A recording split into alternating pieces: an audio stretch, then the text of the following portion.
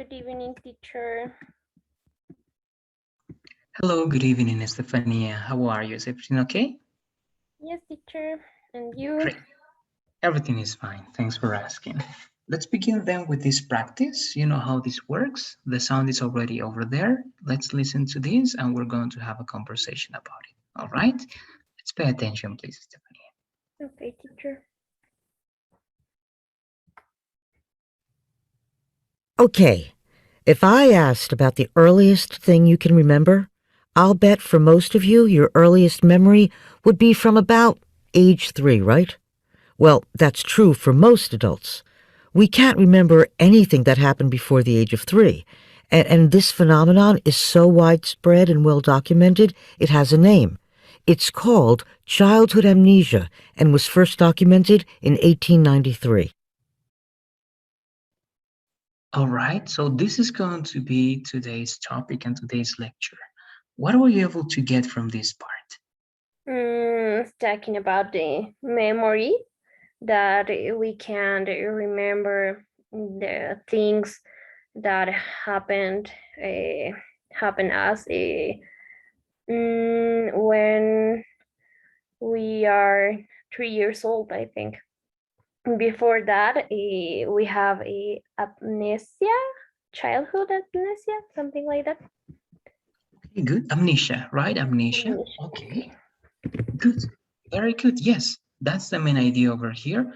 Do you remember when was the first time that this was documented? The year? More or less the year or something related to time that was mentioned. I remember 1893. Okay, thank you very much. We're going to listen one more time to get some other details and to verify that information. All right, my mic is going to be on. Let's check. In a psychology class. Okay, and of course, this is part of this one. We're talking about childhood amnesia, so this is part of a psychology class. Okay. Okay, if I asked about the earliest thing you can remember, I'll bet for most of you, your earliest memory would be from about age 3, right? Well, okay, so that's the beginning. You're right. So the earliest memory that we may have is going to be from about age 3, but that's the limit, right? That's the barrier we have over there. that's true for most adults.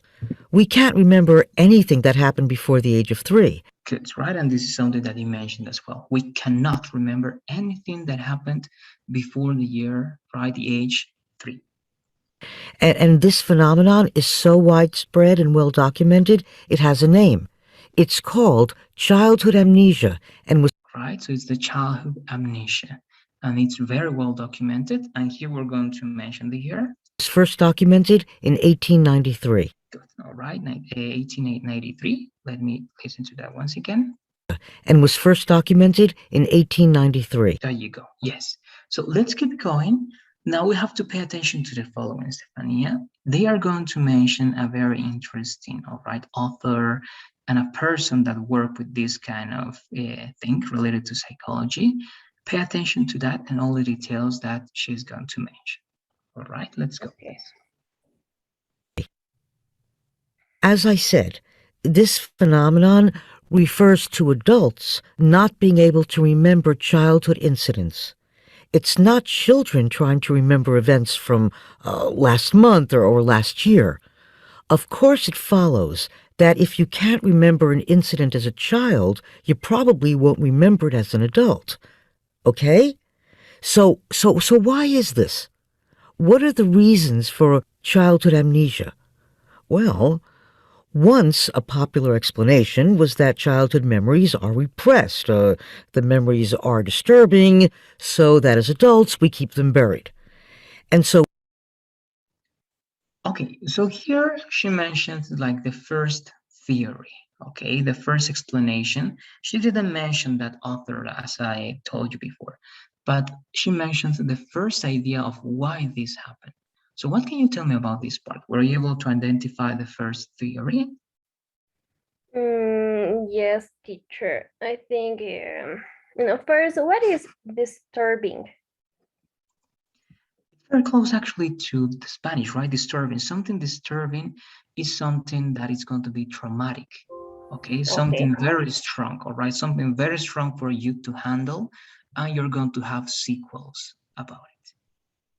Okay, also I remember that we cannot remember an incident about the childhood because the childhood amnesia is when your memories are repressed and disturbing Okay, when good. you are adult. Correct, exactly, right? So it's related to those two words. And remember, this is the first theory.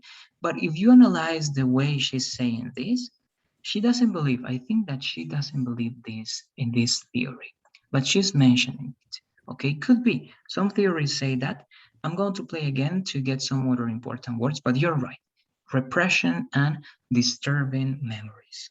Let's take a look at that last part. What are the reasons for childhood amnesia? Well, once a popular explanation was Okay, and she calls this a popular explanation, right? So it's like, well, this is the first explanation, but I don't believe that much in this. that childhood memories are repressed. Good, right? Childhood memories are repressed.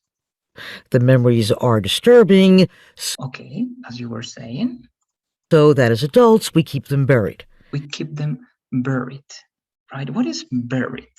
What is something buried, Stephanie? I have no idea, teacher. Okay, I'm going to give you the most like concrete example. When you die, you get buried in the cemetery or the graveyard. Okay. Okay, you are buried there.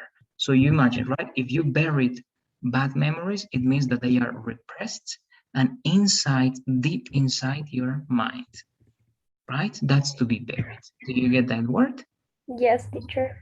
Okay, so let's keep going. You're doing it very good. Let's keep going because I think she's going to go to a different explanation. And so we can't recall them. And this is based on, it's not based on the kind of solid research and lab testing I want to talk about today. So let's put that explanation aside and Okay, just as a parenthesis, I'm not going to make you talk about it, but as I was telling you, right, because of the tone of her voice, she's not convinced on that theory. And she says, well, this is not based on these like kind of experiments that we should do with science, so let's keep that aside. And now she's going to mention something that she believes is the real explanation. So let's listen to this more carefully. concentrate on just two. Okay? It could be that as children we do form memories of things prior to age 3, but forget them as we grow older. Well, that's one explanation. Another possibility is that children younger than 3 lack some cognitive capacity for memory. And that idea, that children are unable to form memories, that's been the dominant belief in psychology for the past 100 years.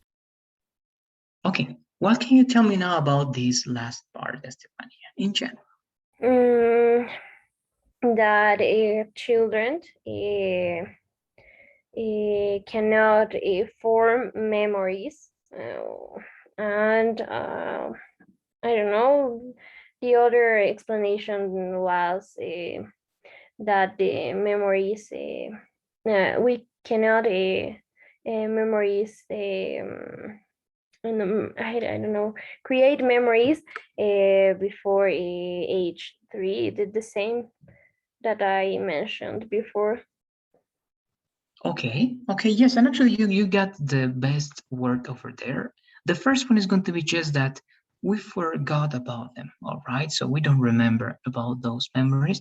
And the second one, as you were developing better, right, is that we cannot form because we do not have the capacity of forming memories when we are children because we don't have that cognitive, all right, cognitive capacity. And everything related to something cognitive is related to the mind. It means that our brains, our minds, do not have, all right, that capacity or that ability developed yet, right? Good. One more part. Okay, we have 1 minute. Let's continue. I think she's going to mention now something more interesting, but I want to know if you have any questions so far, Stephanie. Let me know. No, teacher. Everything's Okay. clear. Okay, let's keep going, please. Just one more part. Okay. And this idea is very much tied to two things: the theories of Jean Piaget and also to language development in children. So, Piaget's theory of cognitive development. Piaget suggested that because they don't have language, children younger than 18 to 24 months live in the here and now. That is, they lack the means to symbolically represent objects and events that are not physically present. Everybody get that? Piaget proposed that young children don't have a way to represent things that aren't right in front of them. That's what language does, right? Words represent things, ideas. Once language starts to develop from about age 2, they do have a system for symbolic representation and can talk about things which aren't in their immediate environment, including the past. Of course, he didn't claim that infants don't have any sort of memory. It's acknowledged that they can recognize some stimuli, like faces. And for many years, this model was very much in favor in psychology, even though memory tests were never performed on young children. Okay, it was very long, but I don't want you to remember all those details, just the main idea, because here she mentioned that author that I told you at the beginning, all right? And this is a very important author in psychology. It doesn't matter if you don't remember very well the name, but what can you tell me about this last part of the explanation? Okay, I think the name is Piaget, but I don't know what it is. Is the name or what? Okay, good. Yes, that's the last name. Correct. Okay. I don't know. I remember that she said that the children cannot represent things like language does. We cannot explain what is a thing, and this is why they cannot remember, I think. Okay, good, good. That's a short explanation, but actually it's very accurate, all right? Everything is summarized in that way, okay? I'm going to give you a short summary, and you're going to try to explain this lecture in your own words to finish, all right? So, yes, she says that Jean, okay, that's the name, Jean Piaget, this guy says that actually children cannot form memories, right? Because they have not developed language. They cannot speak. And as they cannot speak, they cannot represent symbolic objects, right? For example, this is a ball, this is a computer. No, that's only an object, and then they can only interact with that object, touching the object, right? But they do not what? They do not know, sorry, what's the name of that object. And if they do not know the name, they do not have access to the symbolic, right, representation of that object. And if they don't have that, they cannot keep that as a memory, okay? That's the main idea over there, as you were saying. So when they are age 2 or 3, they develop the language. And that's the time in which they start forming memories because they have now access to language and they can now represent things with names and keep those, all right, as part of our memories. Okay, that in short. If you have any questions, let me know. We still have 1 minute, Stefania. So if you have questions, let me know. If not, please try to give me a short summary of this lecture, please. Okay, teacher, the summary.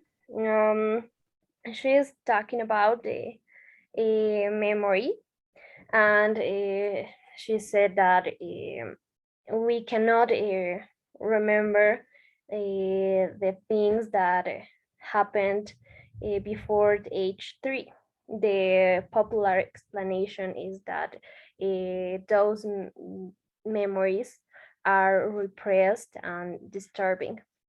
But the I don't know, the theory of Jean Piaget is that children cannot represent things like language does, because they have not formed a language. They only see the object and I don't know, touch the things, the objects, and this is and this is why we cannot remember things before the age 3. Okay, good. I think it was very well, Stefania. Great. Any comments before finishing? Let me know, please. No, teacher. Great. Let's finish here then. Thanks for being in this conversation, and I'll be waiting for you. Remember, tomorrow we're going to work with the oral presentations, so be ready with the structure that I explained yesterday. All right? Sure. Thank you. Great. Have a Bye. good night. Bye-bye. Bye, Carol. Hi, Tefa. Hello, good evening, Carolina. How are you? Good evening, teacher. I'm fine, thank you. Great. That's great to know, Carolina. So let's begin with your presentation, all right? I think you have yes, you can share your screen. Do it, and as soon as you're ready, let me know so that I start the timer again. Remember, this is still a 10-minute presentation, all right? Take that into account and all the details that I mentioned yesterday. Do you have any questions or something to say before starting? Let me know, please. No, teacher, I think it's all okay. Thank you. Great. So again, you tell me, I'm going to start, and I start the time. Okay, teacher, I'm going to start. Okay, go please. Okay. Good evening, teacher. Today I'm going to give a comparison between which is better, virtual classes or face-to-face classes. Face-to-face classes are the best option for several factors and reasons. I even believe that with the necessary precautionary measures due to the current health crisis for COVID-19 that we are experiencing, we could find a balance to pass face-to-face classes, because we all know that for this pandemic, we are passing virtual classes. So, what are the benefits of face-to-face classes? First of all, stable study routines and classes. What does it mean? We all know that with COVID, we have to pass virtual classes, and with that, we don't have a routine, because we can pass our classes through our beds. Maybe you are eating, maybe you are talking with your friends through WhatsApp, or sometimes you connect to your classes and the other not. It's not a routine as we have before, when we have to go to an institution to pass classes, and you have to follow strict rules. And even if the virtual class has rules, is most of the students don't follow the rules. More dynamic classes according to the group.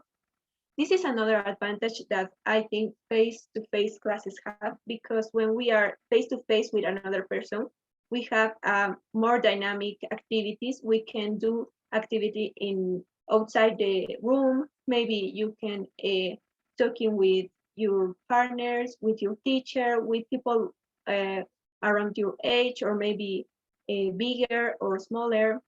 So in conclusion, this is more dynamic than just virtual class. Also, we have greater interaction, because as I mentioned a few moments ago, when we are talking with a person face to face, it's better to know how she or he is feeling, what is his or her reaction in front of any situation or anything that you are saying. So you have a greater interaction, while in a computer, you just can turn off your camera and you don't know how is the other person behind the camera. So it's greater interaction into face-to-face classes. Also, we have sense of companionship, that I think this is developed a lot when we have a relation face-to-face with another person, because when we are through a computer, I think people can't notice the feelings of the other person, or maybe yes, but I think when, as a result of we are not together, it's more difficult to put in the place of other person. So it's better to have a relation face to face to develop this feeling of companionship. And also face-to-face communication, that is a point that is also related with the others, because it's really nice to have face-to-face communication. And I think this is not just for the pandemic. I think begins before, maybe with the cell phones, because sometimes in the dinner we are with our parents, we are with our brothers, with our sisters, our grandparents, but we are not here. We are just with the cell phone, and we didn't talk. We don't talk. We don't share our things. We are just everyone is in his cell phone, her cell phone, and nobody is sharing the time. Other advantages that face-to-face classes have is a customizable deals that is related with easy of resolution of doubts or requires, because when we are in face-to-face classes, we can ask to the teacher if we didn't understand something, or if we don't understand something. Also, you can do this in virtual classes, but I think it's more difficult, because being honest, some of the students are doing other things. For example, maybe they are playing in their computers, or maybe they are talking with their cell phone. So actually, I think they don't know if they have doubts or not, because they are not paying attention to the class. So it's more difficult in the virtual classes, I think. While in the face-to-face classes, the teacher can the students has to see the teacher, and with that you are paying attention. So you can tell your teacher if you have doubts or not. Then I would like to talk this point, which I consider really important. In addition to the benefits that I already mentioned, I would like to talk one disadvantage that has virtual classes, and another point that is really important, I think, for face-to-face classes. The first is the mental health, and the other is that people are sociable beings, so we require contact with others. I think that's the most principal reason to have classes face-to-face class. And now I'm going to talk about how our mental health was affected by the pandemic, and for virtual classes, for all the activities that now are with technology, and it was changed a lot. I would like to share my own experience, because we all know that many people has been affected for COVID-19, for the pandemic, but it developed anxiety a lot, because before my house, going to school, it was a distraction. So I really miss face-to-face classes. I think it will never be the same. Classes through a computer, to see your classmates, see your teacher. I really miss that, and I think it's really difficult. For me, it was really difficult, but I would like to share with other people, maybe, that it's always a solution. If you have a problem, if you are passing for a difficult period of your mental health, consult a doctor, consult a psychologist. It's nothing to be ashamed. I think some people maybe feel shame for having these problems, but it's nothing bad. It's just a problem that you can live with that. So it's always a solution, and never give up. Then I will show you a graphics that are showing the levels of anxiety and other problems with mental health that increase a lot during the pandemic, and during the period in which life As I mentioned a few moments ago, I would like to mention a phrase of the philosopher Aristotle that says that man is a social being by nature. So what does it mean? That we are social for nature, in resume. We have to interact with other people face to face because we are born to live in a society. We can just live in our homes, hiding from other people. I think it's really difficult for some people, but it's in our nature. So I think maybe that's one of the reasons for that pandemic affects a lot of people. So all in all, I can say that I prefer face-to-face classes 100%. And also, I believe that we must seek information and help to spread care against any disease, and thus achieve return to face-to-face activities. Because we all know that a lot of wrong information is rounding for the world, maybe about the vaccines, maybe about the COVID, and that's why people don't receive the vaccine yet. So I think that's one of the reasons for another wave is coming, the fourth wave. Some people say that it will be worse, but I hope it won't. I really hope that soon we can go back to face-to-face activities and also face-to-face classes. Thank you so much. Perfect. Thank you very much, Carolina. Let me stop this one. Great. Again, as always, you are very good with time management. We're close to those 10 minutes, so it is very good. I'm going to share my screen to give you my feedback as I always do. All right. Let me see this. All right. No, it's only the sound of my computer. Sorry. So I'm going to start in the meantime while I'm doing it. It was very well structured. The presentation was very well done, as always. All right, I like the way you structure all those ideas. They are very clear, and you have very important information on those slides, and they are very attractive, all right? Colorful and very, very attractive. And that's very interesting, right? Of course, the most important part could be the speech, right? But it always helps, right? And it's something that it's a complement and a plus that gives something else. Great. So I'm going to start with this. As you can see, it's not a lot. Down below, you have the structure. I think you were able to do something, but I want to ask you something about the introduction to be sure if I understood that a little bit different, or perhaps you structured that in a different way. In the introduction, the question for me was very clear. Then you gave the answer. It was very good, and a short explanation, right? Then you started mentioning the benefits, but I believe that you were directly mentioning those benefits as part of the body. Did you have a short explanation of the benefits before going to the body? Perhaps I got lost in that part. I think you directly went to the benefits. Is that right, Carolina? Let me verify that one with you.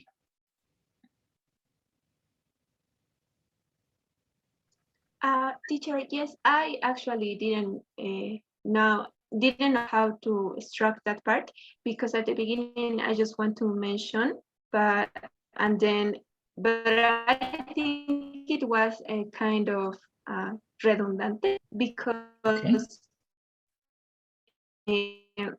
I mentioned once just begin to explain. So I put all together in the way that I put the benefits, and then I decide to start explaining. Okay, good. That's a good explanation. If you tell me that way, because I imagined, because you mentioned a lot of benefits, and then you continue expanding on that, right? So I realized also that perhaps, yes, there's a lot of information. One idea could have been only mentioning some of those benefits and saying, right? And now in the following part, I'm going to continue explaining more of those, and I'm going to go deeper in these ones. But I agree with you. Sometimes it can be redundant, right? And it's better to go straight to the point. So in this case, all right, it's not negative, but I wanted to be sure about it. Can you hear me well, Carolina? Sometimes I see that your camera is getting frozen, and I'm not sure if you're able to hear me.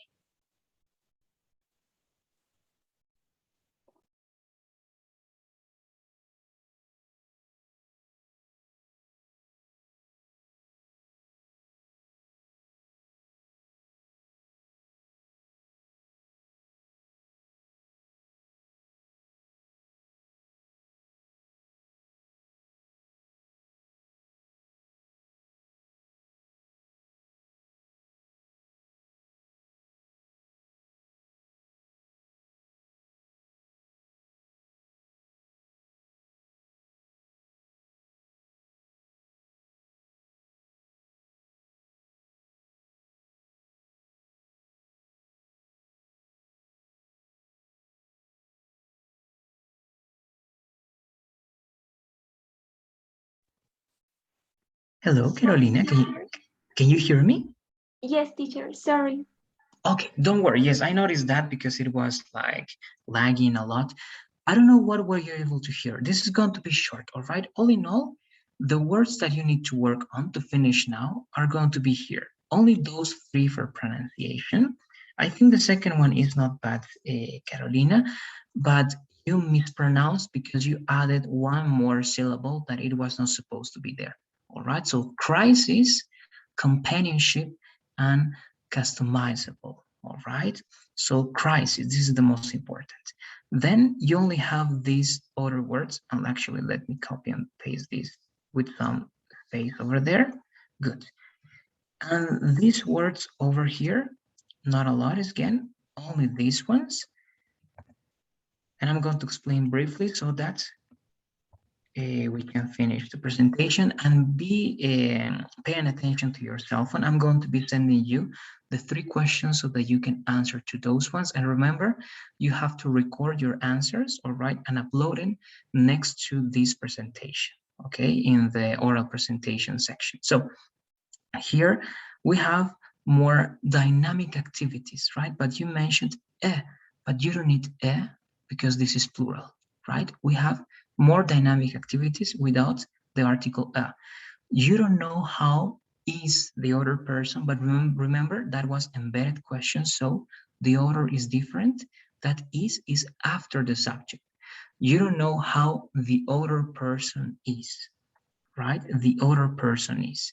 Then when we have a relation face-to-face with another person, no, you can say better when we have a face-to-face relationship or connection, right? Or something like that, but use face-to-face as adjective before that one. Okay, when we have a face-to-face relationship, could be with another person and so on and so forth. They are talking with their cell phones. No, they are on their cell phones, you can say, or they are talking on their cell phones. All right, one of those two. They are using their cell phones, they are on their cell phones, or they are talking on their cell phones. One of those. All right, I think I repeated the same idea twice, but you have those options there. The main reason, all right, here it's better. The main reason or the most important reason. Okay, the main reason or the most important reason to be ashamed, all right, to be ashamed with a at the beginning, all right, ashamed. And I will show you not a graphics, right, some graphics, right? I will show you some graphics showing this and that. That's it. Do you have any questions or comments about that? Let me know, please, Caroline. Thank you, teacher. Teacher, yes, I just want to know, in the classroom, we have 6 recordings of our week activities. Then we have the presentation that I already submit, and then I have to upload the answers of the questions. I mean, Correct. The answers of the questions in one file could be, and also you have to watch tomorrow's class, all right, and ask 3 questions in total, right, to any of your partners watching tomorrow's class. So in total, you have to upload the answer of the questions I'm going to ask you, right, and you have to upload questions for your partners, and again, it has to be in the oral presentation section, all right, third oral presentation. So two extra recordings for you, one with the answers and one with the questions. Okay. okay, teacher. And teacher, this is until tomorrow at 11:59, right? Yes, but the questions, as I did with Melanie's here, you're going to have the chance of uploading the questions for your partners on Saturday. All right, just because sometimes the recording and yes, the recording is not ready and it takes time. Sometimes it takes more than a couple of hours. So the questions, all right, you have the chance of uploading those questions until Saturday, but the presentation and answering my questions and the rest of the recordings, it has to be until tomorrow at 11:59. Okay, teacher, thank you. Okay, So, that's teacher, yes. I have eight recordings in total, right? 5 in class activities plus 1 that is the vocabulary plus 1 that is the answers and 1 that is the question. So yes, 8 in total. Okay, teacher. Thank you so much. Okay, you're welcome. Have a good night, and I'll see you, Carolina. I hope everything goes well tomorrow. Bye-bye. Thank you, teacher. Same to you. Goodbye. Bye, Mela. Bye, Caro. Oh, good evening, Melanie. Thanks for your patience. How are you? Hi, Luis. All good. Thanks you. What about you? Everything is fine. Thanks for asking. So Majo is not going to be here, so we're going to be until 8:35 to be these 15 minutes. Is that okay with you? Okay. Okay, good. So I wanted to continue with the previous 2 lectures, but actually I'm uploading all those lectures. All of them are in Google Classroom, Melanie. So try to listen to them on your side, all right, and keep understanding more of those lectures. Today we're going to start a new one because I think it's more important to have more vocabulary in different fields, okay? So let me share my sound and let's begin with this new lecture. Okay, the same idea. You can take notes using your notebook or whatever you want. I'm going to play the first second so that you can get the first main idea. Let's begin. Lecture in a psychology class. Okay, if I asked about the earliest thing you can remember, I'll bet for most of you, your earliest memory would be from about age 3, right? Well, that's true for most adults. We can't remember anything that happened before the age of 3. And this phenomenon is so widespread and well documented, it has a name. It's called childhood amnesia and was first documented in 1893. All right, up to that part, what can you tell me about this introductory part for this lecture? So we are hearing a professor talking about psychology, sorry. And she asked to her students if she asked a question that which is the age that they could remember, the earliest age. She said that it's going to be 3 years old because there is something like some research, something like that, that discover this weird I don't know, this weird situation that the only remember that you can have is since the age of 3, and it is called something like child to the mish or something like that, and it's discovered in 1993. Okay, good, very good. You have the main information. You're only going to correct 2 things, okay? 2 main things. The other elements are correct. The name, it's close to the thing that you're saying, but you're going to see that actually these 2 words are very common, okay, are very common. Now you're going to listen one more time and you're going to realize. And then the year, you said 19, okay, 19, but check also that one, all right? So one more time, and we're going to correct only those 2 elements. Okay, if I asked about the earliest thing you can remember, I'll bet for most of you, your earliest memory would be from about age 3, right? Well, that's true for most adults. We can't remember anything that happened before the age of 3. And this phenomenon is so widespread and well documented, it has a name. It's called childhood amnesia and was first documented in 1893. All right, so what can you tell me about those 2 elements that I mentioned, Well, it's 1893, the year. Good, correct. And the name, I think she says child to the amnesia, but I'm not sure. Okay, good. I think it's because of the accent, right? This girl, of course, this lady has an accent, but it's going to be, how do you call to the period of time in which you are a child? Childhood. Child, exactly. That's the word that she's saying. All right. It sounds different, right? But that's the word. Childhood amnesia. All right. Childhood amnesia. So that's how you call this phenomenon. All right. Exactly. The amnesia. And let's understand why. I think we have everything clear in this part. Do you have any questions or comments? Let me know. No. Okay, so let's continue. You're going to hear first one explanation, but this lady is not convinced by this explanation. But anyhow, try to understand what is the first explanation about, and then we're going to go to the scientific one. All right, so let's keep going. As I said, this phenomenon refers to adults not being able to remember childhood incidents. It's not children trying to remember events from last month or last year.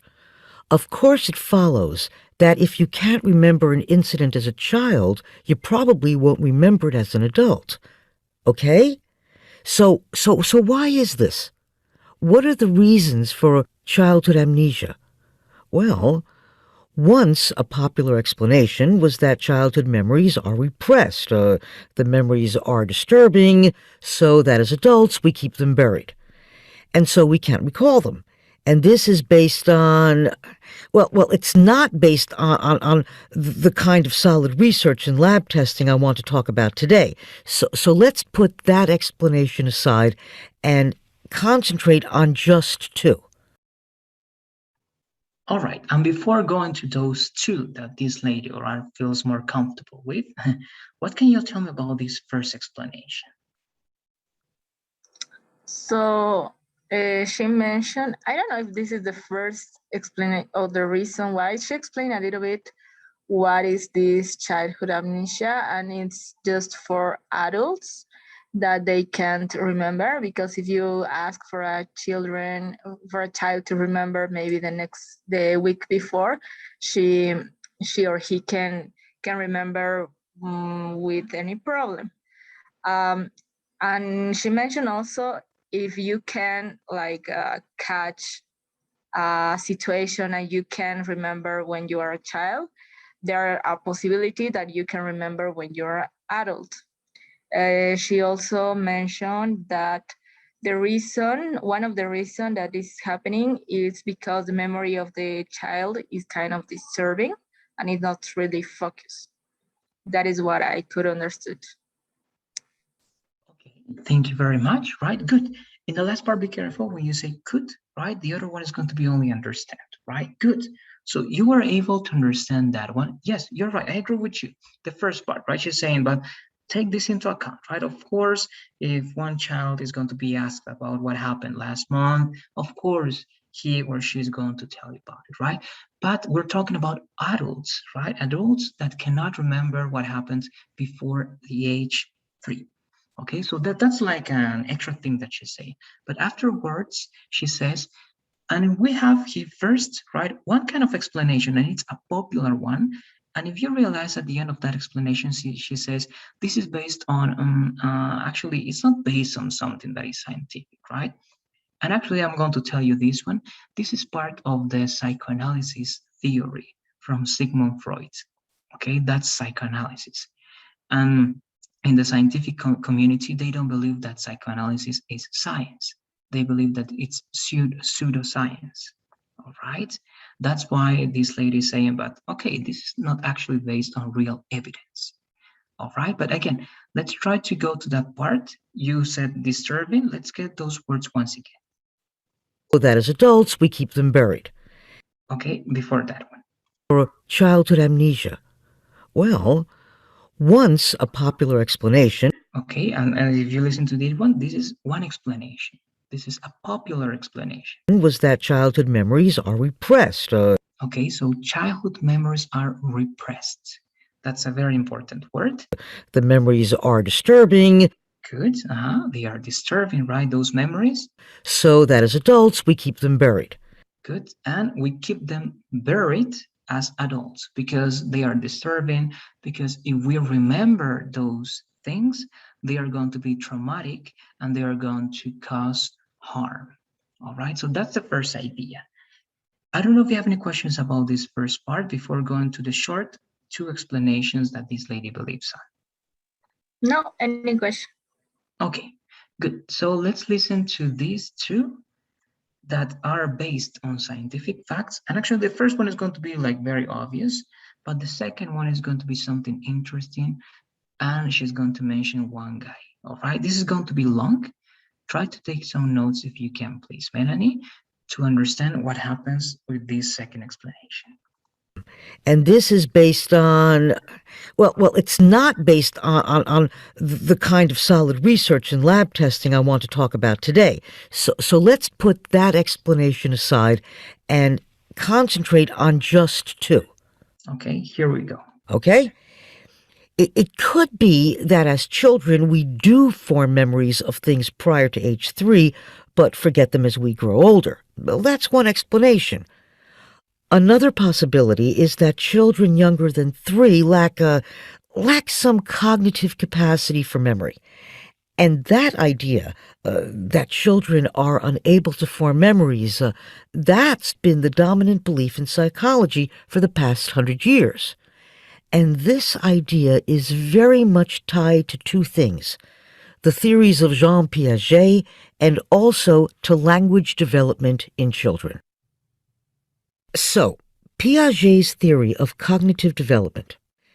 Piaget suggested that because they don't have language, children younger than 18 to 24 months live in the here and now. That is, they lack the means to symbolically represent objects and events that are not physically present. Everybody get that? Piaget proposed that young children don't have a way to represent things that aren't right in front of them. That's what language does, right? Words represent things, ideas. Once language starts to develop from about age 2, they do have a system for symbolic representation and can talk about things which aren't in their immediate environment, including the past. Of course, he didn't claim that infants don't have any sort of memory. It's acknowledged that they can recognize some stimuli, like faces. And for many years, this model was very much in favor in psychology, even though memory tests were never performed on young children. All right, up to that part, right? As I told you, that was going to be a little bit, all right, long, but it has the most important information to understand that theory that is going to be the main part of this lecture. So what can you tell me in general, Melanie? What were you able to get in this part? So she mentioned two possible situations that why the children can forget things. And the first one is that the memory of the child is not really good, so they can forget when they grow up.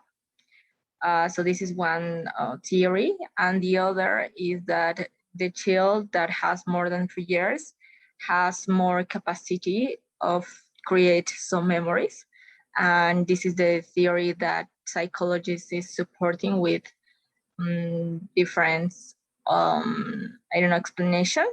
The first one is the theory of PHC, I think, or PJC. And they mentioned that is the reason, one of the reason is that the language, as the children when they have more less than 3 years, so they can't speak.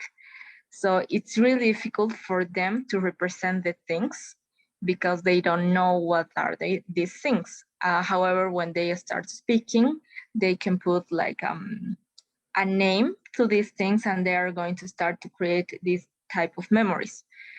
So they are associating these concepts with the language. And the professor also mentioned that this is not something that has a memory test have never tested. However, it's